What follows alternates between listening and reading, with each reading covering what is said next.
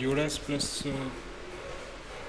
యూడెస్ ప్లస్లో టీచర్స్ని డిలీట్ చేయడం సంబంధించి గూగుల్లో యూడెస్ ప్లస్ అని స్పేస్ తోటి క్లిక్ చేసిన టైప్ చేసిన తర్వాత టీచర్ మాడ్యూల్ వస్తుంది. మనకు టీచర్ మాడ్యూల్ ద్వారా సేమ్ యూడెస్ లాగిన్ పాస్వర్డ్ ద్వారా లాగిన్ అవ్వచ్చు.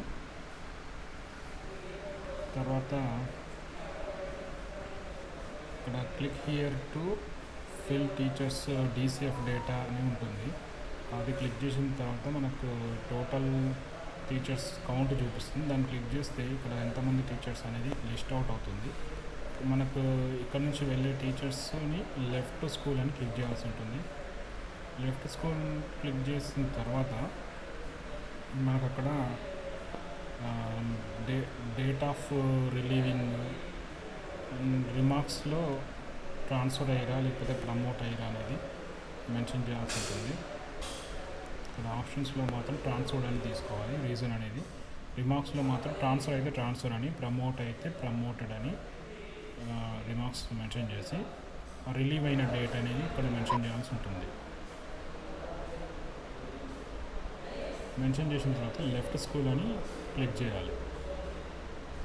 సో ఎప్పుడైతే మనం లెఫ్ట్ స్కూల్ క్లిక్ చేస్తామో అప్పుడు ఈ యొక్క స్కూల్ నుంచి టీచర్ డేటా అనేది డ్రాప్ బాక్స్లోకి వెళ్ళిపోతుంది. సో మళ్ళీ ఇప్పుడు కొత్త స్కూల్లోకి వెళ్ళి లాగిన్ అయ్యి అక్కడ ఈ టీచర్ నేషనల్ ఐడిని అక్కడ మనం సెర్చ్ చేసుకోవడం అంటే ముందే మనం నోట్ చేసుకుని పెట్టుకోవాలి.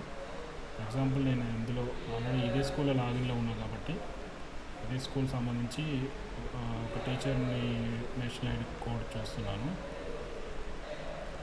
సో ఏ స్కూల్ నుంచి మనం డ్రాప్ బాక్స్లో వేసినామో ఆ స్కూల్ డేటా కోసం మనకు ఇట్లా ఈ డ్రాప్ బాక్స్కి సంబంధించి బ్లాక్ స్కూల్ అనేది కూడా సెలెక్ట్ చేస్తే అక్కడ ఎంతమంది డ్రాప్ అవుట్ అయ్యారు అనేది మనకు కనిపిస్తుంది. అక్కడ మనకు ఏ టీచర్ సంబంధించింది నేషనల్ ఐడి కావాలి అనుకున్నప్పుడు ఆ టీచర్ నేషనల్ కోడ్ని మనం ఇక్కడ కాపీ చేసుకోవాలి, లేకపోతే నోట్ చేసి పెట్టుకోవాలి.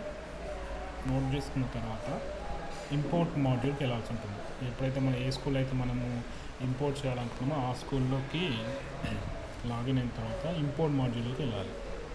సేమ్ హోమ్లోకి వెళ్ళి ఇంపోర్ట్ టీచర్ అని క్లిక్ చేసి ఇక్కడ ఆ నేషనల్ కోడ్ని ఇందులో పేస్ట్ చేయాలి లేదా టైప్ చేయాల్సి ఉంటుంది. తర్వాత ఇక్కడ టీచర్ యొక్క డేట్ ఆఫ్ బర్త్ని మెన్షన్ చేయాల్సి ఉంటుంది.